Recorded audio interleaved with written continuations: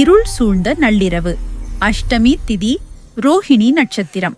மதுரை சிறைச்சாலையில் ஒரு குழந்தை அழுகை. அதே நிமிடம் உலகம் நிம்மதியாக மூச்செடுக்கும். இவன்தான் தர்மத்தை காக்க வரும் அவர் ஸ்ரீகிருஷ்ணர். தெய்வ அனுகிரகத்தால் வாசுதேவன் யமுனையை தாண்டி அந்த சின்ன கண்ணனை கோகுலத்துக்கு கொண்டு செல்கிறார். யசோதையின் மடியில் அவர் சிரிப்பு பூக்கிறது. இன்றோ அந்த அதிசய இரவை நாம் கோகுலாஷ்டமியாக கொண்டாடுகிறோம். வீட்டு வாசலில் மா கலந்த சிறு காலடிகள் கண்ணன் வந்தான் என்ற அன்புக்குறி. பால், தயிர், வெண்ணெய், தேன், நெய் கொண்டு அபிஷேகம். பக்தி பாடல்கள் இரவை நிரப்பும். தென்னின் உரியடி, வடநாட்டின் தகி ஹண்டி, பானையுடைய ஒவ்வொரு சிரிப்பிலும் கிருஷ்ணனின் களி. சமையலில் சீடை, அப்பம், வெண்ணெய் மணம், மனங்களில் கீதையின் ஞானம்.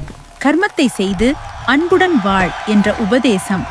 தீமையை முடித்து நன்மையை நிலைநிறுத்த வந்த அந்த குழந்தை இன்று நமக்குள் தைரியமாக, கருணையாக, நேர்மையாக வாழ நினைவூட்டுகிறான்.